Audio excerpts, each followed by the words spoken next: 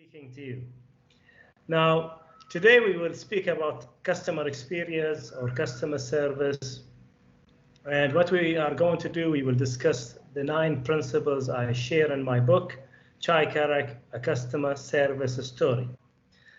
So, show me the Karak. Better service means better profits. If you want to start a business, ultimately you need to serve customers.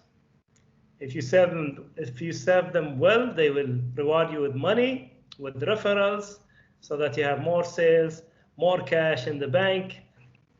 Now, let me tell you the story of the book, Chai Karak, A Customer Service Story. This book does not talk about how to make a great tasting Chai Karak, but it uses Chai Karak as an acronym to show you what does it take to provide exemplary or excellent service to your customers. And the story goes like this. I had a terrible experience with a bank. And instead of making a tweet or posting on LinkedIn or posting on Facebook, I decided to write a book. So one day I was so frustrated with the bank and how they treated me, so I thought, why not write a book? So I thought about the book, sat on the same dining table where I'm speaking to you from, and I developed the table of content of the book in around an hour and a half. I had 21 chapters in that session. So I had the chapters, I had the bullet points to show the highlights, and I began writing this book, and I finished it in 6 days. 6 days. I was so frustrated. That's why I was just downloading the bad stories that I had with the bank into this book. And I'm very thankful for the bank because they fulfilled a long dream of mine, which was to write a book revolving around a story. I always wanted to write a book similar to this book, Who Moved My Cheese? This book is all about a single story throughout the book, and I wanted to write something similar to it. And this bank gave me this opportunity, and I have customer series inside now. I have this book, Chai Karak, A Customer Service Story. I'm now finishing the design for another book in the series called Karak Express, 247 Insights on Customer Service. And in Q1 2021, I'll be publishing also Karak Break, which contains different articles on customer service. So why I'm telling you this? This is very important. Today, customers, they can ruin your business. They can go talk about it, not only to their family or friends, they can talk to the entire world. And I'm sure you've heard about the Chinese doctor who was pulled out from an airplane in the US. I Googled the different channels that showed this video, and in one YouTube channel, the views at that time were around 7 million views. So you have one bad story with one bad customer, it can reach everywhere. So our target for today is to try and avoid that. So what I will discuss with you today is the Chai Karak Manifesto. So the Chai Karak is a manifesto, it's an acronym. Each letter stands for something. And we will explore these principles as we go on to the slide. Remember, this is very important. If you plan to start a business, this is the first thing you want to think about, customers. Why? Because customers are the lifeline of your business. They are the lifeline to your employees because ultimately they pay the salaries of your employees and they pay you your investment. Now, this is the first principle, communicate with your customers. I'll begin this presentation with a story about Emirates Airline, and I'll end it with another story about Emirates Airline. In this age, it's very important to communicate with our customers, and we need to communicate all the time, not only when we need money from them. I'm sure you deal with the different telecom companies that are operating in Bahrain, and what do they communicate all the time? They communicate that you did not pay your bills, or they communicate offers to get more money out of you. rarely they will come and check on you, check whether you're happy with their services, whether you want to have a new services introduced. They don't have that. Now, Emirates is different. Emirates is a pioneering airline, not only across the Gulf, but across the entire world. So this story is back in 2015. I was in the US, I was in Washington, D.C., and I wanted to speak to our representative from the frequent flyer program. So I thought, instead of calling the call center, let me write them a tweet. So this is the tweet. Hello there, may I get an email contact to Skyward's program officials? Now I want you to pay attention to the timing of this tweet. What time is this tweet? It is 12:40. 12:40. Now let's see at what time Emirates replied. They replied in 6 minutes. So I sent them the tweet at 12:40. They replied at 12:46. This is what I call communication. I thought maybe someone was playing with their Twitter account at that time, and that's why they replied so quickly. And I thought, why not test them with another message on Twitter? So I sent them another message at 12:49. They replied at 12:50, just 1 minute. So this is very important. When we communicate with our customers, we need to communicate in timely fashion. All right? Now, this is me doing a crazy thing back in 2016. Since then, I have done more crazy things, but this time it was paragliding and ZMC in Austria. This is the Flying Eagle. He calls himself the Flying Eagle, and I communicated with him through the hotel to see if I can jump with him. And he was excellent in his communication. Once the receptionist talked to him, she handed me the phone. We agreed on the timing. He took my phone number and we started exchanging messages on WhatsApp. And one of the things that I will never forget, he communicated in the evening to say that he will communicate again next morning, early morning, to see whether the weather permits the jump or not. And true to his words, he communicated again early morning to say that we should be okay for the jump. And then he organized someone to pick me up from the hotel. He said she will be there at 10 o'clock, and she was there at 10 o'clock. Even before that, she came inside the receptionist area and she took me with her to the drop-off location. He was there waiting for me, and he communicated all the safety instructions to me, and he made me feel comfortable.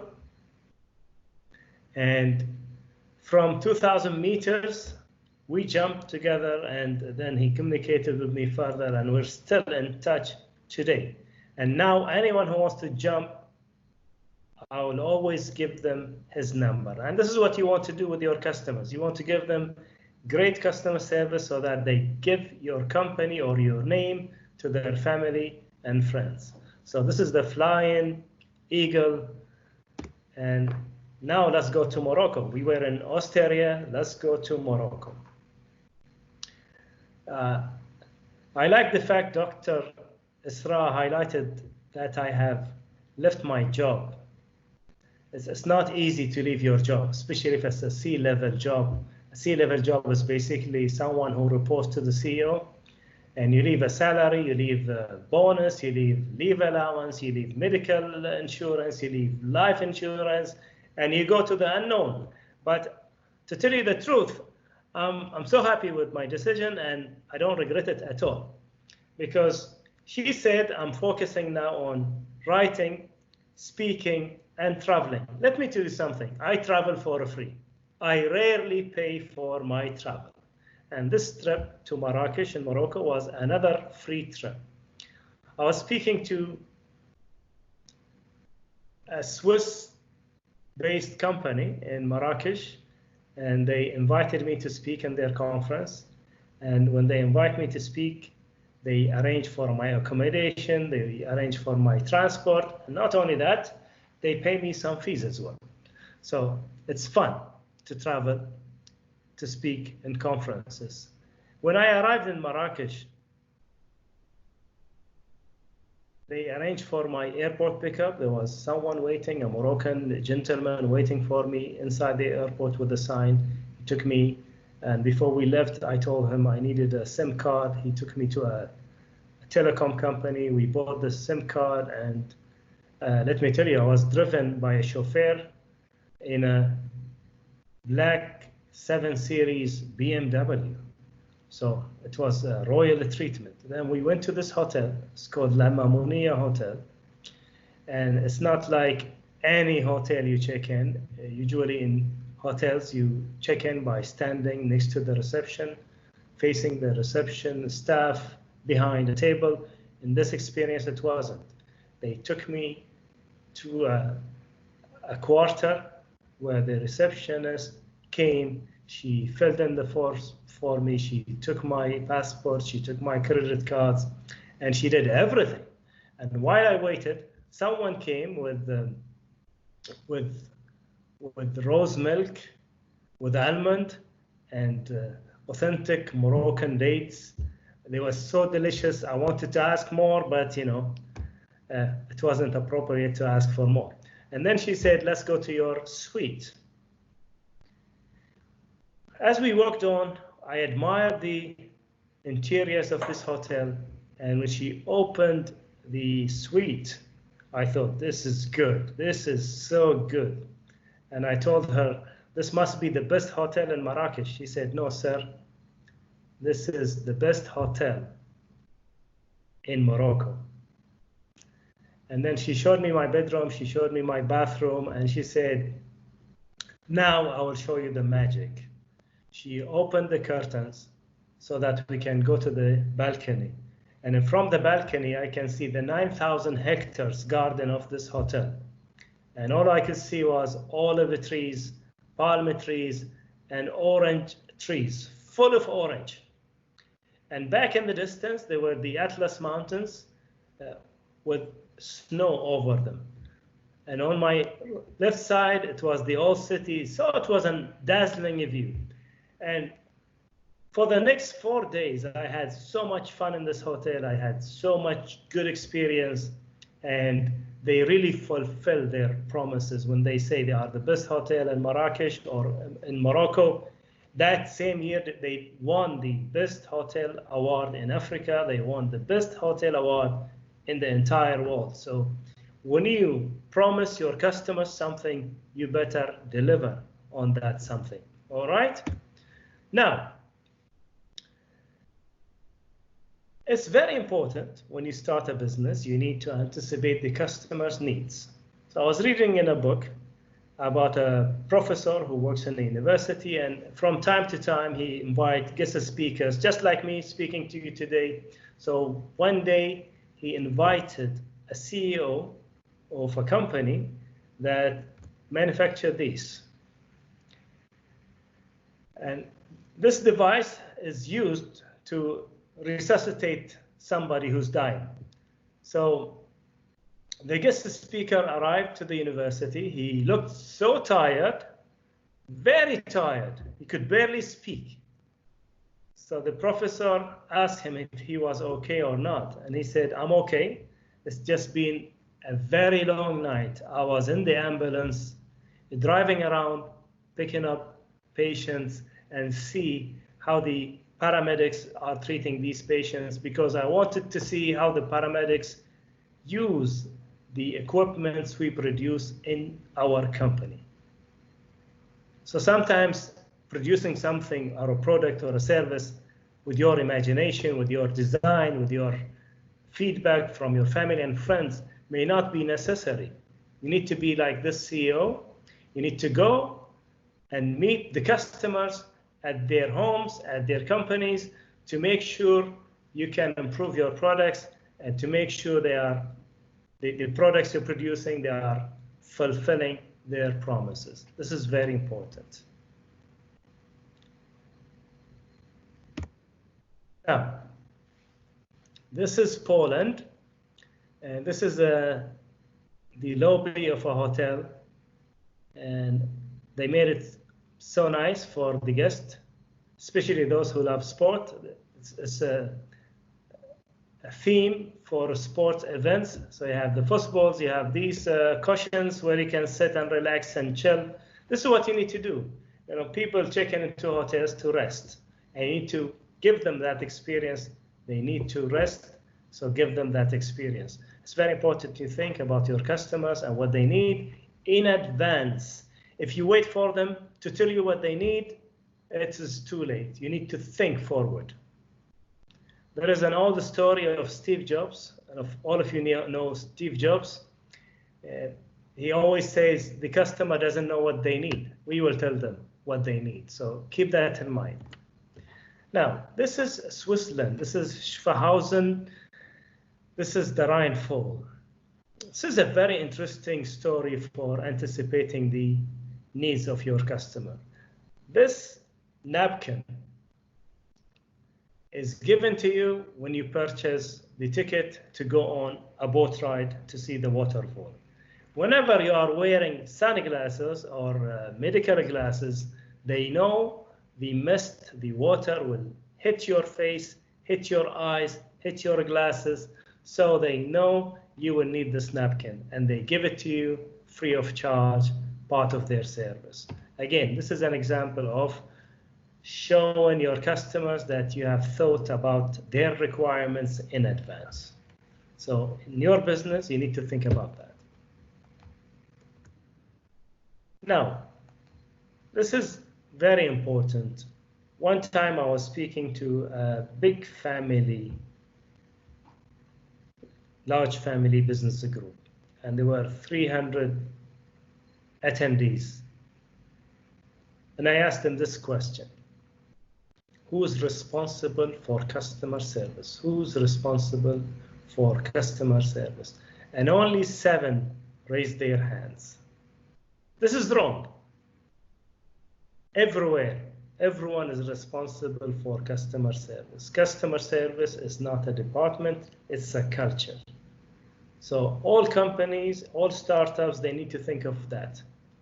Ultimately, we have been created to serve the customer. The company was created to serve the customer, so we need to build that culture. Let me give you a few examples from my times in Unilever. In Unilever, we had a day called Feet on the Street. Feet on the Street. And Feet on the Street is simple. Everyone, from the chairman to the office boys, will be in the market.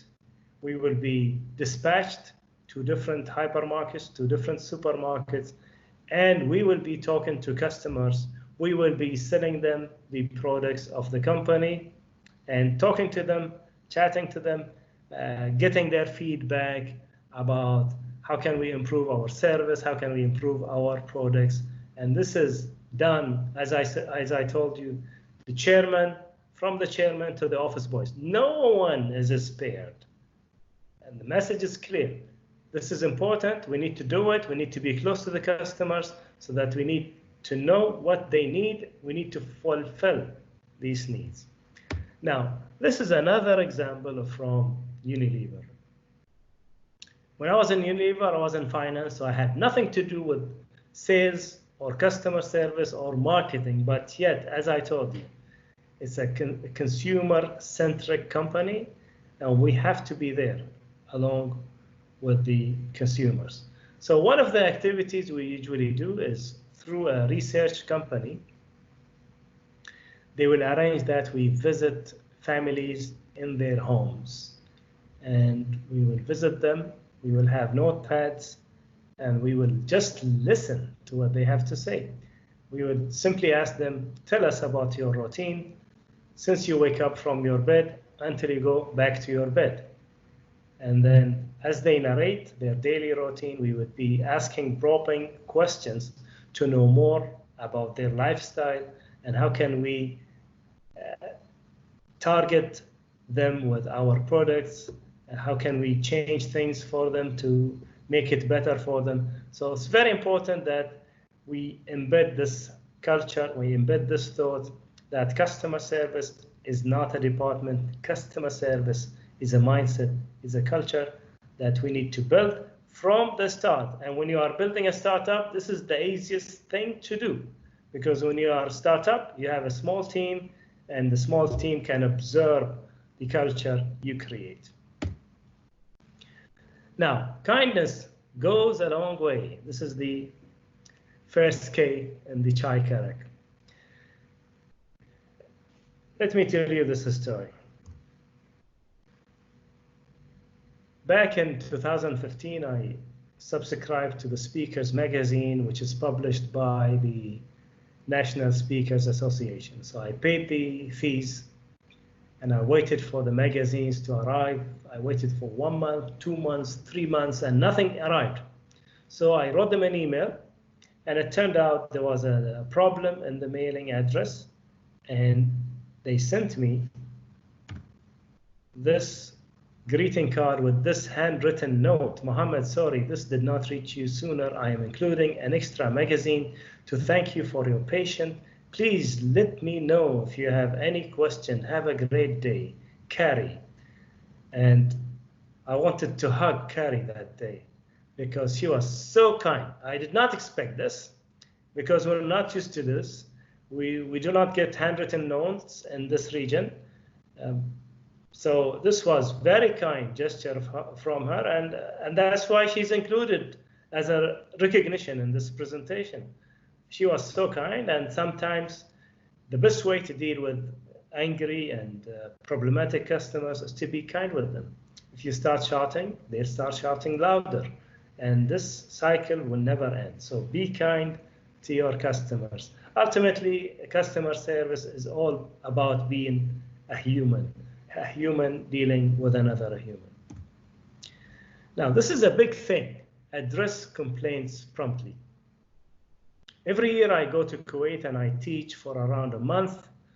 And during this time, I was in one of the hotels and there was an ATM machine and it was out of order for a week.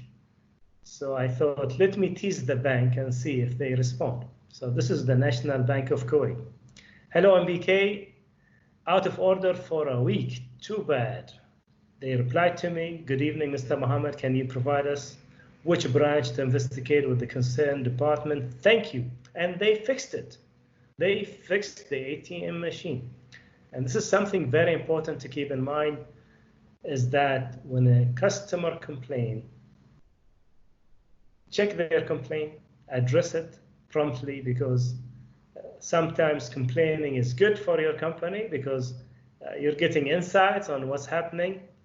And in their case, they didn't know about this ATM machine, and I made them know about it and they fixed it. Now let's take another complaint, this time Oman Air. So this gentleman is having a long story with Oman Air saying that he has filed a complaint for 3 months and no one addressed the complaint despite the fact that he tried different channels.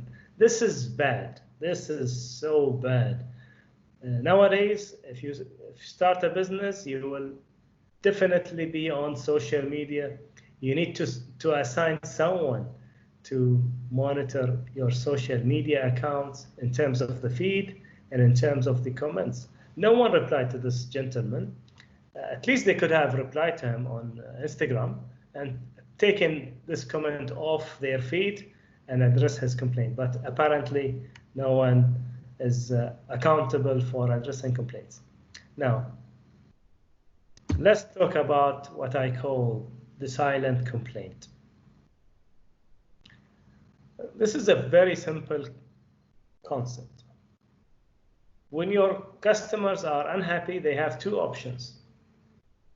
They can complain or they can move away, go to somewhere else, go to another competitor.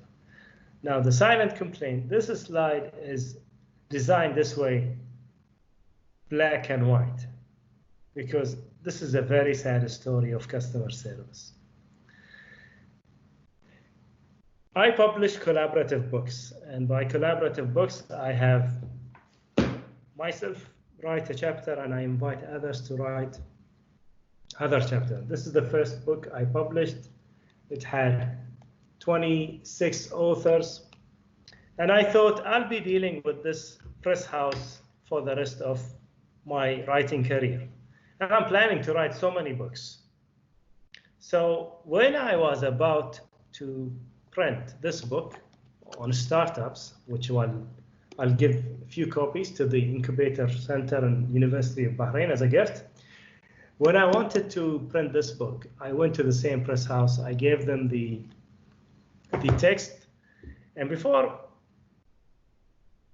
that, they gave me 3 designs for the interiors. And the interiors, I mean the layout of the pages inside the book. And the 3 designs they gave me, I liked none of them. So I asked a friend of mine who was a designer to come up with a better design. So when I sent them the text and the book cover and the design I wanted, the sample, their operations director called me and said, "Mohammed, this is not the design we gave you." I said, "Yeah, this is an improved version of the designs you gave me." He said, No. We gave you 3 designs to choose from. You cannot bring another design. I thought, this is strange. I am the customer, and this company should fulfill what I need, not what they want to make their job easier. I said, "But I love this design." He said, "If you love this design, you go to your friend who designed it for you and let him finish the job for us. Let him give us the PDF and we'll print it." And I thought, I'm already having a tight deadline, and I don't have time for argument and negotiation on a basic right of any customer, which is to fulfill my needs. So I told him, "I'll call you back tomorrow," and I never called. And so far, I have printed 2 other books with another press, and this press house is losing money. I'm on a mission to graduate 1,000 authors through collaborative books. So that means I'll be printing around 30 books. And let's assume that we will print each book for 5,000 dinars. We're speaking about 60,000 dinars of lost revenues to this press. Not only 60,000 dinars, they'll be losing referrals. If someone asks me, "Where do you print your books?" I will not say in press X. I will say in press Y. And they are not only losing the 60,000, they are losing also the potential revenues that I'll bring through referrals. So it's very important we listen to our customers, address their complaints, and if we don't, they just move away to our competitors. Now, who likes hot chocolate? Usually I have fun when I'm with a live audience. I ask them, what is the best hot chocolate you had in your life? And someone would say Starbucks, someone would say Costa Coffee, someone would say Second Cup, someone would say Caribou. And I would always respond, whatever you had is not real coffee. The best hot chocolate I had in my life was in Prague in Czech Republic, and it was in this shop, Prague Chocolate. It was during the winter, and this chocolate was so good that every day I would walk from the hotel for 45 minutes, just go get a small cup of hot chocolate, drink it, and walk another 45 minutes back to the hotel. And it wasn't about the hot chocolate only, it was about the service. It was about the fact that Prague Chocolate Company, they are doing a great job in terms of their quality, in terms of their taste, in terms of their product innovations, and they were beating their competition. No one could beat Prague Chocolate. And I'm waiting for the day that they open a branch in Bahrain. So we need to research our competition, We need to beat our competition so that we drive their customers to our business and ultimately become our own customers. Meet Ammar the star. Ammar used to be a barista at Starbucks, and one day he surprised me. I was having a meeting with an Omani friend, and my Omani friend wears the Omani turban. So we ordered the drinks, and he said, you can be seated, I'll bring you the drinks to your table. And usually this is an extra service in Starbucks. Usually you take your drink with the tray. But this time Ammar decided to provide us the drinks. So I was chatting with my Omani friend, and Ammar came and he gave us the drinks, and he then showed me this cup with a little sketch of me on it. It brought a smile to my face, and I thought, this is so nice. But if you think about it, sketching Mohammed Isa is not very difficult. Any one of you can do that. You know, it's just an egg-shaped head with little eyes and a goatee, and that's Mohammed Isa. But when he flipped the cup, it was my Omani friend. And my Omani friend had a big smile on his face. He thanked Ammar for making us happy and joyful in that meeting. Later on, I rewarded Ammar with a social media post on LinkedIn, Facebook, Twitter, everywhere. And ultimately, the district manager of Starbucks noticed the post, and he wrote to me and he thanked me, and he said he will reward Ammar. Ammar ultimately was rewarded an award, and he was promoted. He became a trainer of the other baristas. So this is what happens when you give good customer service through passionate employees like Ammar. Now, it's very important that I go back to another point, which is to scan the social media of comments, whether good, bad, or ugly, about your company. And this is what happened in this case. This manager, Martin, he had a team of employees researching and browsing through all the different social media outlets to make sure comments like mine go noticed, not unnoticed. Now, maybe you're not like Ammar, you don't have special skills, but it's okay. You need to try to become a star. This is another Starbucks shop in Malaysia. This gentleman, he couldn't sketch, but at least he put a happy face next to my name, and that's enough for me. Sometimes the customers, they'll be happy to see if you are trying to please them. So always try to please your customers. So this is the Chai Karak Manifesto. Communicate with your customers, honor your promises, anticipate customers' needs, instill a customer-centric culture, and then kindness goes a long way. Address complaints promptly, research your competition, attract passionate employees, and the last K. Do you see this picture? This is a picture in Munich, and I'm taking a picture next to a sign or a hashtag that says I'm perfect. The moment you think you are perfect, you are doomed, whether as an individual or as a company. There is nothing or no one or no company that is perfect. That's why you need to keep trying harder when it comes to customer service. You need to try very hard every time, every day to please your customers. And this is the last story. This is the last story of Emirates Airline. I've been flying on Emirates since 2001. And Emirates has always been a pioneer when it comes to customer service.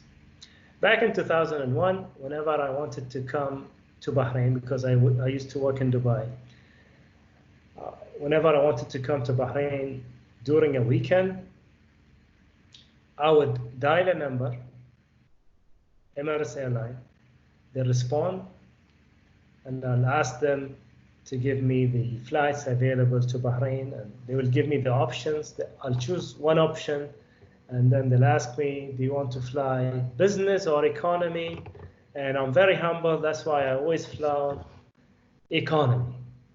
I would always add to that, it's a personal trip, so I'm going economy, just to sound very important. Now, they would ask me this: do you want to pick up the ticket in the airport, or do you want someone to deliver the ticket to your house? And I would always say, deliver the ticket to my house. They would ask me then, do you want to pay in cash or do you want to pay in credit card? And I would say credit card. Then I'll be indulging myself. I'll be having ice cream, coffee in my flat, and then the doorbell would ring, get out, pay, take the ticket, and fly to my mother. So this is what Emirates has been good at, always trying harder to win the customers.